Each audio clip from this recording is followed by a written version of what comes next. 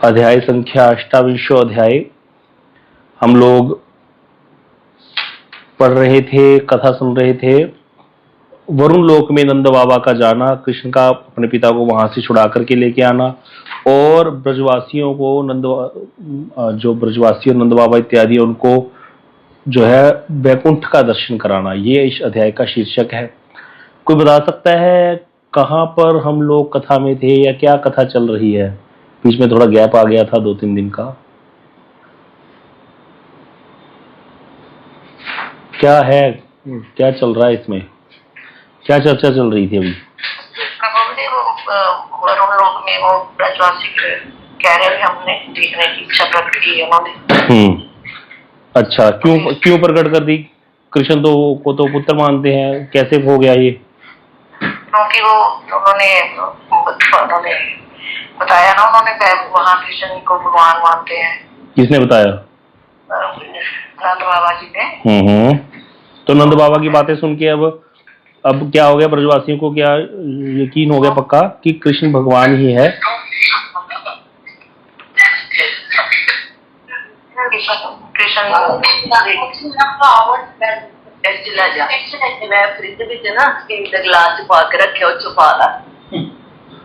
हाँ जी, स्टील का गिलास बीच में कहां से आ गया था?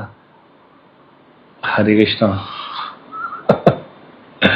तो क्या चल रहा था? हाँ, क्या कह रहे हैं कि कृष्ण भगवान नहीं है या है? ब्रजवासियों के मन में ये भावना क्या आई? देखिए, हम यही चर्चा कर रहे थे कि अब तक जो है, जब तक अभी तक जो हमने लीलाएं सुनी सारी, अब तक कभी भी ब्रजवासियों के मन में ये भाव नहीं आया कि कृष्ण भगवान है। पूतना वध हुआ, त्रिनाव्रत वध हुआ, अगासुर आया, बकासुर आया, शकटासुर आया है, वत्सासुर आया, प्रलंबासुर आया, कितने असुरों का वध हुआ है। भगवान ने दामोदर लीला की, गिरिराजधर लीला करी। अब गिरिराजधर कालिया दमन लीला करी भगवान ने, कालिया के सिर पर नाचे कृष्ण, तब भी नहीं आया। अब जब गिरिराजधरण किए, गिरिराजधरण में भी गीत गाते रहे, 8 दिन मौज मारते रहे। जब घर आए तब इनके मन में आ गया था कि ये 8 साल का बालक, 7-8 साल का बालक गिरिराज जी को कैसे कुकुर कुत्ते की तरह उठा लिया, छत्ते की तरह, बरसाती छत्ते की तरह। तो होना हो ये कोई साधारण तो नहीं है, होना हो ये भगवान है। हम नंद को अपनी जाति से बाहर करेंगे क्योंकि इसने ये भगवान का पिता है, तो ये भी कुछ अलग ही होगा, ये गोप तो है नहीं, तो हम अपनी जाति में नहीं रखेंगे, इसको बिरादरी में नहीं रखेंगे। तो बैठक हुई थी, नंद बैठक आज भी है, जहाँ चर्चा हुई थी ये वाली।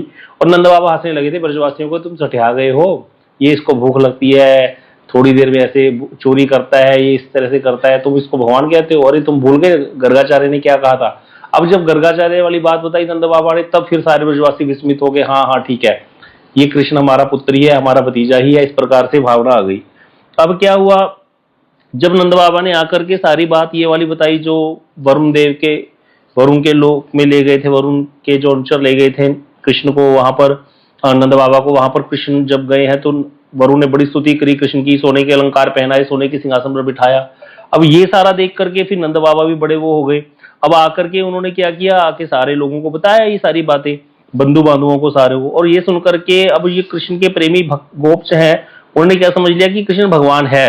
ये बात यहाँ पर लिख दी है, सुखदेव गोस्वामी ने कह दिया, ये श्लोक आ गया। अब तक यही था, हम बार बार हमारे आचार्य अगर वो कह भी देते थे तो आचार्य प्रूव कर देते, नहीं नहीं नहीं, कृष्ण भगवान नहीं है। जब कृष्ण ने मिट्टी खाई तब भी यशोदा मैया नारायण को प्रार्थना कर रही है कि मेरे पुत्र मोह के बंधन काट दो, अर्थात नारायण को प्रार्थना कर रही है, कृष्ण को प्रार्थना नहीं कर रही। और जब कृष्ण ने देखा मैया अपने बंधन कटवाने लग गई मोह के, मैंने तो अवतार ही इसीलिए लिया था, प्रेम रस निर्यास करिते आस्वादन, राग मार्ग भक्ति लोके करिते प्रचार। अब कृष्ण ने क्या किया, अपनी योग माया का आह्वान किया। जैसी कृष्ण की इच्छा हुई मैया मुझको प्रेम करे, योग माया ने फिर मैया को भुला दिया सारा कुछ, और मैया फिर कृष्ण को गोद में लेकर के आलिंगन करने लगी, चुम्बन करने लगी, स्तनपान कराने लगी। तो इस तरह से ये लीला ऐसी चल रही है ब्रज में। एक दिन कृष्ण मचल गए तो कह रहे हैं मुझे चांद खिलौना लीला है। अब छोटे से हाथों से कृष्ण बार बार चांद को देख देख करके ऐसे ऐसे उंगलियां कर रहे हैं और बार बार चांद खिलौना लेना चाहते हैं। अब यशोदा मैया समंजस में पड़ गई, हर बार लाला जिद करता है, इधर उधर की कोई बात मांगता है, चलो भाई थोड़ा बहुत दे देते हैं चीज, कोई वस्तु गलत भी मांगता है थोड़ा बहुत करके मना लेते हैं। अब चांद कैसे ला के दूं इसको, लाला को चांद खिलौने के साथ खेलना है मुझे को। तो अब यहाँ पर यशोदा मैया ने क्या कि उनको सूझ गई, उन्होंने परात में पानी डाल दिया। ये रामलीला में भी हुआ था, कृष्ण लीला में भी हुआ। तो परात में पानी डाल दिया, परात में पानी डालते ही चांद की छवि आ गई परात में, और कृष्ण को छवि दिखा दी। और पीछे से यशोदा मैया ने माखन का एक नया माखन ताजा निकाल करके उसका एक पेड़ा कृष्ण के हाथ में नीचे से वहां परात में से दे दिया। जैसे ही कृष्ण चांद को पकड़ने लगे तो पेड़ा पकड़ लिया कृष्ण ने। कृष्ण को लगा मैंने चांद को पकड़ लिया, और यहाँ पर कृष्ण को बहुत खुशी हो रही है कि मैंने चांद को पकड़ लिया, बाल कृष्ण को, और उठा करके उस पेड़े को खाने लगे कि मैं चांद को खा गया। ऐसे करके कृष्ण यहाँ पर लीला कर रहे हैं। तो आज शाम को श्री बृहद भागवतम की कथा होती है मठ में। तो प्रभु जी ने प्रश्न किया कि यहाँ पर कृष्ण मुग्ध है या कृष्ण एक्टिंग कर रहे हैं? आप लोग बताओ, कृष्ण हम मुग्ध हैं, लीला में भूले हुए हैं, सारा कुछ आनंद ले रहे हैं लीला का, या एक्टिंग कर रहे हैं? मुग्ध है। अब नहीं तो भी देखा जाए तो प्रश्न तो ये होता है कि कभी कृष्ण सोचे, बताओ मैं अनंत कोटि ब्रह्मांडों का नायक हूं और मेरी माँ मेरे को बेवकूफ बना रही है? ऐसा तो भाव नहीं आया ना कृष्ण के मन में कि मैं अनंत कोटि और ये मेरे को लॉलीपॉप दे रही है। यहाँ पर यशोदा मैया मेरे को चांद में मांग रहा हूं, चांद खिलौना, और ये मेरे को मक्खन दे रही है और परात में डाल करके। लेकिन नहीं, ऐसा नहीं आया। कृष्ण क्या कर रहे हैं? मुग्ध हैं और उसी लीला का आस्वादन कर रहे हैं। और कृष्ण के भक्त जो हैं वो भी योग माया के द्वारा मुग्ध हैं, वो भी आस्वादन कर रहे हैं। उनको भी नहीं पता कृष्ण भगवान है और कृष्ण को भी नहीं पता मैं भगवान हूं, तभी ये लीला हो रही है। अब इस चीज से एक तथ्य निकल के आता है सबसे बड़ा, कि जब माधुर्य रहेगा, जब लीला स्वादन होगा, तब कभी भी भगवान और भक्त दोनों को पता नहीं होगा, तभी रस का स्वादन होगा, नहीं तो हो ही नहीं सकता। दोनों मुग्ध होंगे। आमार विषय गोपीगण उपपति भावे, योग माया करीबे अपन प्रभावे। योग गोपियां मेरी काया व्यू है, लेकिन मेरे विषय में गोपियों को उपपति भाव होगा, कृष्ण कहते हैं। चैतन्य चेतामृत पर वर्णन है। कहते पर किया भावे अति रसेर उल्लास ब्रजेर बिना हिया नेत्र नहीं वास। पर किया भाव होगा गोपियों के मेरे प्रति, जबकि मैं तो गोपियों का सब किया हूं, मेरी तो काया व्यू है, वो मेरे से तो उत्पन्न हुई है, लेकिन मेरे विषय में गोपियों को उपपति भाव होगा कि कृष्ण दूसरा पति है, हमारा पति और है, और ये कोई और व्यक्ति है जिससे हम पर पुरुष है कृष्ण गोपियों के लिए। ये योग माया करीबे का अपन प्रभाव है। योग माया अपने प्रभाव से करेगी, योग माया के प्रभाव से ये सारी लीला होगी, और गोपियों को भी नहीं पता। आमी न जानी ते ही न जाने गोपीगण, दुहा रूप गुण नित्य दुहर हरे मन।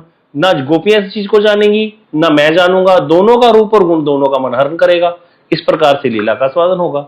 यहाँ पर एक चीज निकल के पक्की आ गई कि भाई जब माधुर्य होगा, माधुर्य का स्वादन होगा, ऐश्वर्य जितना मर्जी हो, जितना मर्जी ऐश्वर्य हो, ऐश्वर्य माधुर्य को बढ़ाएगा, ऐश्वर्य माधुर्य को तिरोहित नहीं करेगा, नहीं तो फिर लीला ही नहीं होगी। समझ आ रही है बात? अगर ऐश्वर्य ही प्रकट हो जाए कृष्ण का, फिर माधुर्य तो खत्म ही हो गया ना, फिर तो फिर लीला कहाँ रह गई? वो लीला नहीं हुई, फिर तो नारायण वाला केस हो गया ना, चार भुजा प्रकट हो गई, नारायण वाला केस हो गया। फिर नारायण की तो कोई लीला नहीं, नारायण का ना जन्म होता है ना नारायण मरते हैं, वो तो हर समय वैसे ही रहते हैं। हाँ जी, मनीष प्रभु को प्रश्न है।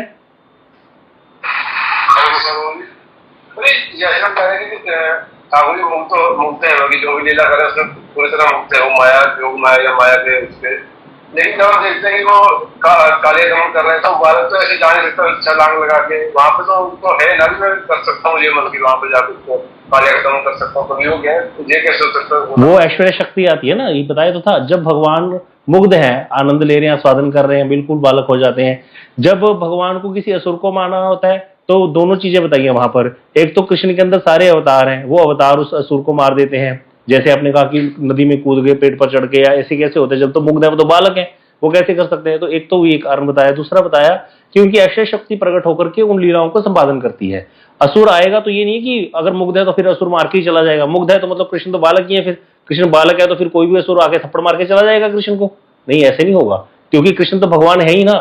मोदी अपने घर में अपने बच्चों के साथ खेल रहा है, पोतों के साथ खेल रहा है, मान लो है, और वहां पर कोई हमला हो जाए तो वहां पर छुपके होती है कि नहीं फोर्स होती? छुपके सारी फोर्स वहां पास ही रहती है, लेकिन वो अंदर अपना इंजॉय करते रहते हैं। वो आकर एकदम से प्रकट हो जाते हैं, उसको भी नहीं पता होता, मोदी को भी नहीं पता होता ये कहाँ छुपे बैठे हैं, क्योंकि उनका कर्तव्य है, वो अपने देश के प्रधानमंत्री की रक्षा करेंगे। वो जमीन के नीचे दबे रह करके भी प्रधानमंत्री की रक्षा करने का उनका कर्तव्य है, किसी भी प्रकार से उनको उसको बचाना है। लेकिन इसका अर्थ ये नहीं है कि वो अपने पोतों के साथ खेलेगा नहीं। अगर वो प्रधानमंत्री बन गया या एंजॉय नहीं करेगा, उसको अपनी फैमिली के साथ एंजॉय भी करना है। फैमिली के साथ एंजॉय प्राइवेसी में होता है भाई, सीधी सी बात है। आप अपने घर में बैठे हो, अब आपके बेडरूम की कोई प्राइवेसी नहीं है, तो फिर क्या फायदा हुआ? तो प्राइवेसी भी रहेगी लेकिन सिक्योरिटी भी पूरी होगी। ये आपको बात समझ में आ रही होगी, ठीक है ना? तो लीला भी हो रही है, माधुर्य में लीला भी हो रही है, लेकिन साथ के साथ ऐसे नहीं है अभी कृष्ण मुग्ध है। कृष्ण मुग्ध होने पर ये नहीं कि कृष्ण बालक ही बन गए और बालक बन करके कोई भी आके चाटा मार के चला जाएगा कृष्ण की, ऐसे थोड़ी हो सकता है। कृष्ण भगवान है तो वहां पर उनकी ऐश्वर्य शक्ति हर समय रहेगी और वो सारी लीलाओं को वहां पर कंप्लीट रहेगी। तो क्या कहते हैं? Undercover agent. Undercover agent, Prabhu ji कह रहे हैं, हर्ष प्रभु जी का नया शब्द है ये, under cover agent. Undercover agent रहते हैं भाई, सही बात है। तो भाई कृष्ण कोई साधारण थोड़ी है। अब मैं तो बहुत हंसा आज प्रभु जी जब कथा कह रहे थे, कहते देखो यशोदा मैया ने कृष्ण को लॉलीपॉप दे दी, कृष्ण को वो माखन का पेड़ा दे दिया, बोले ले लाला चांद ले ले। कृष्ण बताओ, सारे जगत को उल्लू बना रहे हैं कृष्ण, सबको माया के बंधन में डाल के हम जैसे को भेज रखे हैं यहाँ, सारा दिन गर्मी सर्दी में मरते रहते हैं यहाँ पर हम लोग। उन कृष्ण को यशोदा मैया क्या कर रही है? क्या ऐसे चांद खिलौना दे दिया बताओ? वो कृष्ण भी मुग्ध होकर के लीला को आस्वादन कर रहे हैं। तो ये लीला माधुर्यमयी लीला है। यहाँ पर क्यों बताया जा रहा है कि देखो इस चैप्टर में यहाँ पर क्या बात आ गई कि यहाँ पर मन ही मन विचार करने लगे कि हमारे कृष्ण तो क्या है, कृष्ण भगवान है, ऐसा गोपों ने समझ लिया। तो ये बात हो नहीं सकती, ये यहाँ पर कहने का तात्पर्य है इस बात को। क्यों? क्योंकि माधुर्य है, जब भी ऐश्वर्य प्रकट हो जाएगा ना तो फिर माधुर्य तिरोहित हो जाएगा। जब माधुर्य तिरोहित हो गया तो फिर लीला नहीं बची, फिर वो लीला नहीं कहलाएगी। फिर तो ऐश्वर्य आ गया ना। ध्रुव जी के सामने एकदम से भगवान प्रकट हो गए, गरुड़ पे बैठे हुए चार भुजा वाले, ध्रुव जी ने स्तुति कर दी, भगवान चले गए। वो तो फिर माधुर्य नहीं रहा ना, वो तो फिर ऐश्वर्य ही ऐश्वर्य है वहां पर। तो वो ब्रज लीला नहीं रही वहां पर, रामलीला कृष्ण लीला, इसमें माधुर्य है। तो इसीलिए यहाँ पर ये बात की हम चर्चा कर रहे थे, ये गूढ़ है तत्व। क्योंकि ये सब इसीलिए कह रहे हैं क्योंकि देखने से अगर आप श्लोकों को पढ़ोगे तो लग रहा है कि भाई ब्रजवासियों को लग गया कृष्ण भगवान है। लेकिन आचार्य कह रहे हैं यहाँ पर कि जब वसुदेव जी ने भागवत में, जब वसुदेव जी कंस का वध कृष्ण कंस का वध करके आए तो वसुदेव जी ने कृष्ण को कहा था, जब कृष्ण और बलराम दोनों कारागार में अपने माता पिता को छुड़ाने गए, तब वसुदेव जी ने कहा था कि आप दोनों हमारे पुत्र नहीं हो, अपितु साक्षात प्रकृति और पुरुष के भी ईश्वर हो। मतलब वसुदेव जी के मन में क्या आ गई? ऐश्वर्य बुद्धि आ गई, क्योंकि वो तो यही द्वारका के उसके मथुरा के परिकर है। तो कह रहे तुम लोग सत्य कहो, क्या तुम दोनों पृथ्वी का भार हरण करने के लिए अवतीर्ण नहीं हुए हो? ऐसा कहा। और अर्जुन ने भी, कहते भागवत में आया, जब अर्जुन को भगवान ने 10वें अध्याय में विभूतियां बताई, 11वें अध्याय में विराट रूप दिखाया, तो अर्जुन ने सखेति मत्वा प्रसभम यदुक्तम, हे कृष्ण हे यादव हे सखेति, ऐसे कह करके अर्जुन ने भी बड़ी स्तुति करी है भगवान की। तो ऐसे वहां पर भी वर्णन आ गया, अर्जुन के मन में भी ऐश्वर्य आ गया। तो सबके मन में ऐश्वर्य आ रहा है। लेकिन यहां पर कृष्ण को जानने पर भी कि कृष्ण भगवान है, क्या ब्रजवासियों के मन में ऐश्वर्य आया? क्या ब्रजवासियों ने कृष्ण की स्तुति करी? नहीं करी ना, नहीं करी। तो यहां पर हुआ क्या है? यहां पर ब्रजवासियों के मन में जैसे ही नंद बाबा, क्योंकि ये तो ऐसे ही है ब्रजवासी, पता नहीं आपको कैसे होते हैं। मैंने बताया था ना, एक बार एक ब्रजवासी रोटी खा रहा था, तो रोटी खाते खाते 4-5 रोटियां 8 रोटियां खा गया। रोटी खा गया तो बरसाना की बात है, और पानी पी गया। किसी ने बोला भैया पानी नहीं पीते होते खाने के बाद, खाने के बाद पानी पीने से खाना फ्लोट करता है और गैस बन जाती है। तो बोला कैसे? फिर कहता या तो खाने से पहले पानी पीना चाहिए या खाने के बीच में पानी लेना चाहिए, तब जाकर के ठीक रहता है, नहीं तो काम खराब हो जाता है। बैठे बैठे 8 रोटियां और खा गया, कहता अब तो ठीक है, अब तो आ गया बीच में। ये ऐसे होते हैं ब्रजवासी, कोई बात सुन लेते हैं वैसे ही करते हैं। तो अब ये ब्रजवासी था, ब्रजवासियों ने सुन लिया कि नंद बाबा तो वरुण लोक का चक्कर मारे हैं और हम यहाँ गोबर में रह गए। ब्रजवासी कहने लगे कृष्ण को हमें भी दिखाओ। मतलब पता चल गया कि भगवान है, बस भगवान कुछ नहीं है, बस हमें तो जाना है, बस वहां पे ब्रह्मलोक का भी दर्शन कराओ, ब्रह्म ज्योति वाला भी, और वैकुंठ का भी दर्शन करा के लाओ। तो यहाँ पर ये चीज समझने वाली है। टीका पढ़िए, विष्णु चक्रवर्ती जी कह रहे हैं कि कृष्ण को क्षमा याचना करने लगे, अर्जुन इत्यादि क्षमा याचना करने लगे कि हमें क्षमा कर दो हे यादव हे सकेती। लेकिन ब्रजवासियों ने कोई स्तुति नहीं करी। इसका प्रमाण मथुरा में भी आपको बताया था, दीर्घ विष्णु का मंदिर है, वहां पर कृष्ण दीर्घ विष्णु रूप धारण कर लिया। जब सखाओं ने कहा तू कंस को कैसे मारेगा, तू तो छोटो सो है, तो कृष्ण ने बड़ा रूप धारण कर लिया। बोले मैं छोटो थोड़ी हूं, मैं तो बहुत बड़ा हूं। अब यहाँ पर कृष्ण ने अपना दीर्घ विष्णु रूप दिखाया तो कोई स्तुति नहीं करी गोपों ने, कह रहे हाँ छोटा जा मार देगा, समझ में आ गया, कह करके फिर खेलने लग गए, क्योंकि उनके मन में कभी भी ऐश्वर्य आता ही नहीं है। यहाँ पर भी ऐसे ही मानना पड़ेगा। यहाँ पर भी जबकि उनको यहाँ पर लिख दिया कि ब्रजवासियों को समझ में आ गया कि कृष्ण भगवान है, और फिर आते ही उनके मन में इच्छा होगी कि हम भी उस वैकुंठ का दर्शन कर लें। जानने पर कृष्ण को कहा नहीं उन्होंने, लेकिन कृष्ण उनकी अभिलाषा को जान गए। अब यहाँ पर अगले श्लोकों में श्री विष्णु चक्रवर्ती ने और बहुत सुंदर स्तुति करी, बहुत अच्छे से बताया कि ब्रजवासियों के मन में किसको देखने की इच्छा आई? मुक्ति धाम को देखने की इच्छा आई, जो ब्रह्मलोक की मुक्ति है, जो ज्ञानियों को मिलती है, और वैकुंठ देखने की इच्छा आ गई। तो यहाँ पर विष्णु चक्रवर्ती जी कहते हैं कि कृष्ण सोच रहे हैं, देखो यहाँ पर ये श्लोक है, 13 नंबर श्लोक पढ़ने वाला है, कि कृष्ण कहते हैं ये ब्रजवासी मेरे निज जन है, जनो वही लोक एतः, कहते ये मेरे निज जन है, मेरे प्यारे हैं, ये प्रपंच में अवतीर्ण होकर के मेरी माधुर्यमय लीला में अविष्ट होने के कारण अपने आत्म स्वरूप को भूल गए हैं। मतलब ये योग माया द्वारा जो मेरी लीलाएं संपादित हो रही हैं, ये आच्छादित हैं, इनको अपना ज्ञान भूल गया कि हम कौन हैं। कृष्ण ये समझ रहे हैं, सोच रहे हैं कि ये योग माया के कारण ये बिल्कुल भूल चुके हैं। इस संसार में अविद्या जनित जो लोग, संसार में हम लोग अविद्या के द्वारा ग्रस्त होकर के काम्य कर्मों के फलस्वरूप हमको शरीर मिलता है, इसीलिए हम ऊंच नीच योनियों में हमारा जन्म होता है। इसी प्रकार कहते हैं ये मेरे बंधु भी अपने आप को वैसा ही मान रहे हैं कि हमारा भी जन्म ऐसे ही हुआ है। जैसे हम लोगों का जन्म कैसे होता है, बुद्ध जीवों का, कर्म करते हैं, भोग की इच्छा से कर्म करते हैं, कर्म का एक फल बन जाता है, वो मिलेगा, वो कर्म बन जाता है, इसके कारण हमें शरीर लेना पड़ता है, सुख और दुख प्राप्त होते हैं, इसीलिए हमारा जो। इसी प्रकार कृष्ण कहते हैं ये ब्रजवासी भी अपने आप को वैसे ही समझ रहे हैं, जबकि इनका तो ना कोई जन्म का बंधन है ना कोई कर्म का बंधन है। ये तो मेरी लीला के परिकर है, मैंने लीला का समय आया था, मैं इनको साथ में लेके आ गया। और जब श्री हम गाते हैं ना, श्री कृष्ण चैतन्य प्रभु जीवे दया करी स्वपार्षद स्वीय धाम सह अवतरी, अपने पार्षदों अपने धाम के साथ अवतरण ले लिया, और जब अवतरण ले लिया वापस में चले जाएंगे लीला पूरी होने पर। तो इसलिए कृष्ण कहते हैं ये अपने आप को वैसे मान रहे हैं, अपनी गति को नहीं जान रहे, इसीलिए कहते हैं लेकिन फिर भी इनके मन में इच्छा आई है तो इस इच्छा को मैं पूरा करूंगा। अब यहाँ पर ये वाला श्लोक आया क्यों, कि कृष्ण ऐसा क्यों कह रहे हैं कि ब्रजवासी जो है अपने आप को प्रपंच वाला ही मानने लगे, ये तो प्रपंचातीत हैं और ये अपनी गति नहीं जानते कि हम कौन है। तो यहाँ पर बताया गया है कि भाई ब्रजवासियों के मन में इच्छा ही है कि हम वो वरुण का लोक देख के आए, और वरुण के ऐश्वर्य को बहुत बड़ा ऐश्वर्य मानते हैं, लेकिन कहते इनको ये नहीं पता कि इनका अपना ऐश्वर्य कितना बड़ा है। कहते मेरे पिता वैकुंठ लोक की संपदा को देख करके, हाँ, और वृंदावन की जो संपदा है उसको तुच्छ समझ रहे हैं, समस्त वैकुंठों का सार है वृंदावन। और मेरे पिता ने, कहते कृष्ण कहते वृंदावन या वरुण लोक के चक्कर क्या मारे हैं, वहां का उनको बड़ा अच्छा लग रहा है, नकली घर देख करके अच्छा लग रहा है। जैसे कहते कोई अज्ञ व्यक्ति नकली मोती देखे, उसके आकार और उसकी चमक को देख करके असली मोती को उससे घटिया समझे, उसी प्रकार ब्रह्मादि देवताओं के भी पूज्य होने पर भी मेरे पिता तो ब्रह्मादि देवताओं के भी पूज्य हैं और अपने आप को अति समन्वय वरुण देव से भी निकृष्ट मान रहे हैं। मतलब वरुण वरुण वरुण करे जा रहे हैं, पता नहीं नंद बाबा को क्या हो गया है।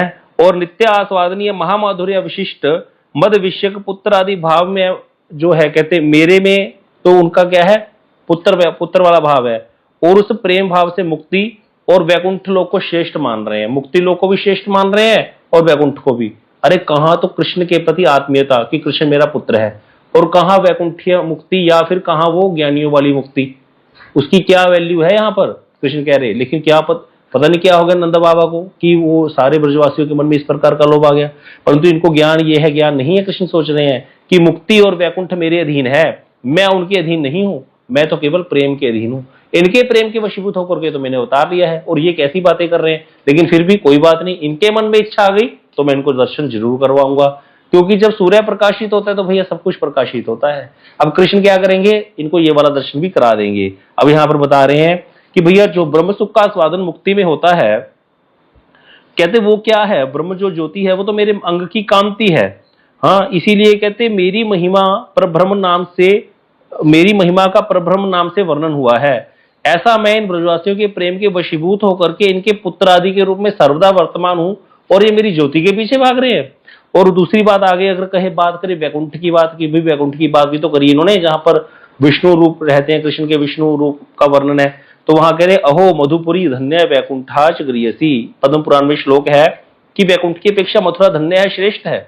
और मथुरा मंडल के अंतर्गत यह वृंदावन वैकुंठ से भी अधिक श्रेष्ठ है, जो ब्रजवासियों का निवास होकर के सर्वदा अवस्थित है। तो कितनी महिमा वृंदावन की गाई गई है। स्वर्ग अपवर्ग जथा लेकर करेंगे क्या, जानते नहीं हो वृंदावन वासी हैं। तो महाप्रलय में भी इस वृंदावन की कोई हानि नहीं होती।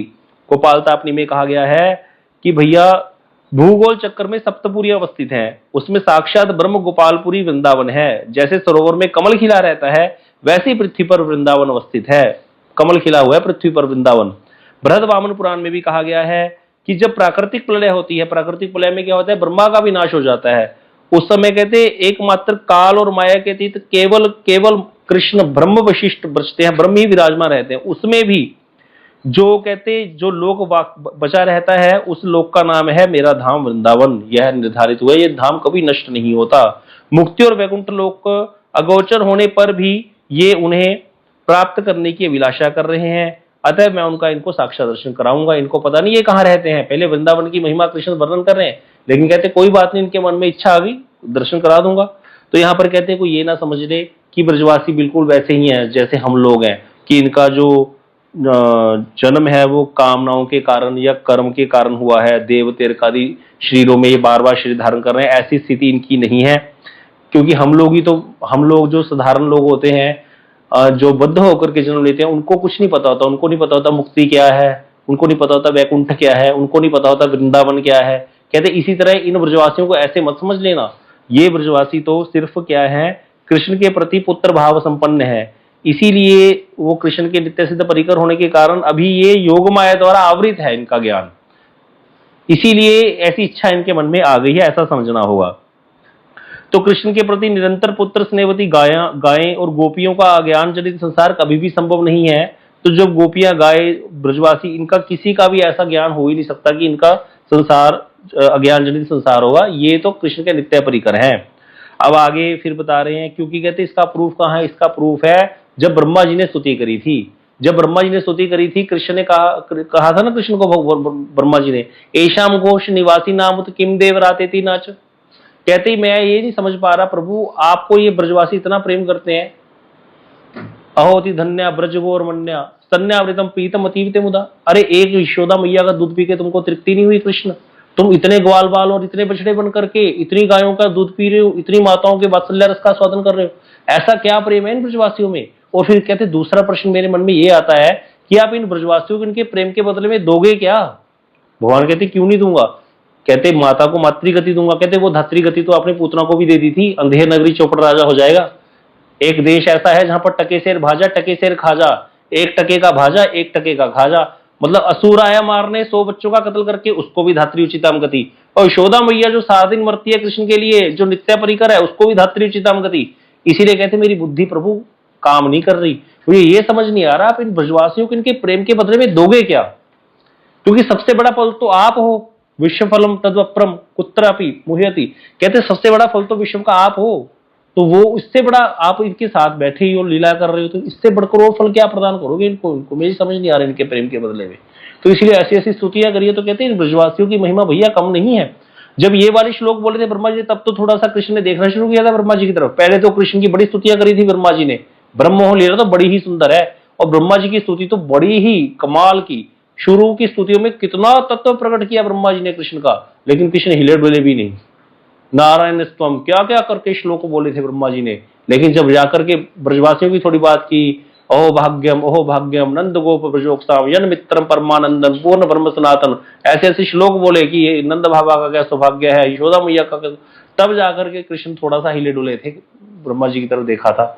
तो इसी प्रकार यहाँ पर ये सारी बात आई कि भैया इन सब सिद्धांतों को पढ़ो, तब जाकर के युक्तिपूर्वक व्याख्या करोगे, नहीं तो यहाँ पर ये समझोगे कि ब्रजवासियों के मन में आ गया कृष्ण भगवान है, और फिर कृष्ण को बोले हमको वैकुंठ दिखाओ। तो ऐसा नहीं है, बस आ गया सुन लिया और एकदम से जैसे बताया था ना, बस रोटी वाली बात सुन लिया और जाना है, पता नहीं क्या करना है, बस कोई भगवान वाली बात नहीं है। अगर भगवान वाली बात होती तो स्तुति करते, क्योंकि जैसे ही हमारे उनको आएगा भगवान है, अर्जुन को पता चला भगवान है, अर्जुन ने स्तुति करी। वसुदेव जी को पता चला कृष्ण बलराम भगवान है, वसुदेव जी ने स्तुति करी। कौशल्या देवी ने स्तुति करी है, राम जी के मुख में ब्रह्मांड का दर्शन किया था, स्तुति करी है कौशल्या देवी ने। तो इस तरह से, लेकिन यहाँ पर ऐसा नहीं है। ब्रजवासी हर समय यही मानते हैं कृष्ण हमारा पुत्र है, हमारा सखा है। अब कहते हैं ऐसा विचार करके परम करुणा में विभु कृष्ण ने क्या किया, गोपों को प्रकृति से अतीत ब्रह्म स्वरूप अर्थात ब्रह्मलोक का, जो ब्रह्मलोक अर्थात ब्रह्म ज्योति का, और वैकुंठ लोक का दर्शन कराया, दोनों जगह कराए। अब यहाँ पर कहते एक प्रश्न आता है, कोई व्यक्ति कहे भैया ब्रह्म सायुज्य मुक्ति जिसको मिल जाए, सायुज्य मुक्ति प्राप्त करके तो व्यक्ति वापस ही नहीं आता, जुड़ी गया जाकर के सायुज्य उसी में जाकर जुड़ जाना।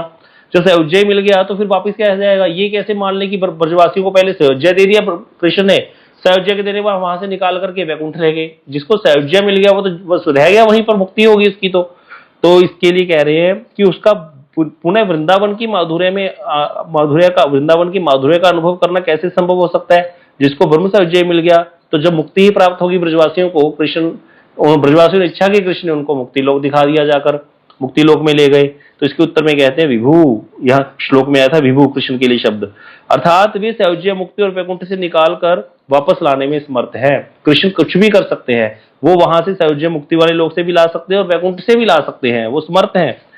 आगे इसकी बहुत सुंदर टीका है, इसको भी शुरू कर ही लेते हैं।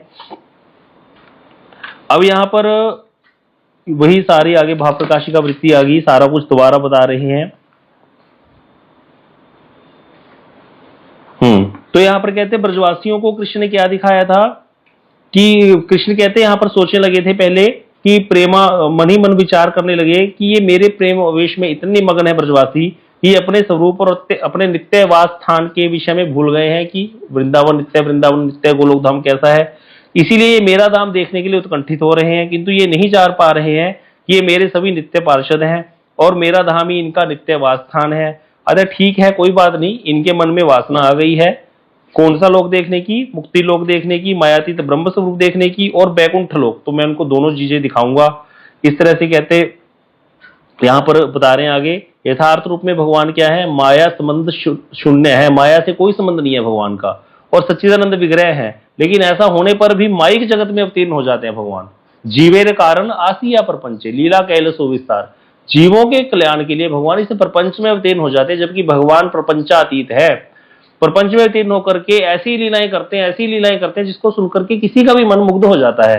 तो इसीलिए होकर के जीवों को वृद्धात करने के लिए नाना प्रकार की लीलाएं करते हैं, और माया जगत में आगमन करने पर भी सदा हर समय माया संबंध शून्य ही रहते हैं, किंतु माइक जगत की कार्यावली का अनुकरण करके वे अपनी मायातीत लीलाएं करते हैं। मतलब कार्यावली जो है वो उनकी माइक जगत जैसी ही रहती है। जैसे बताया ना, कृष्ण बालक की तरह हाथ छोटे छोटे करके चांद की तरफ दिखा रहे हैं, मुझे चांद चाहिए, चांद खिलौने के साथ खेलूंगा, लेकिन होने पर भी माया संबंध शून्य ही है वो।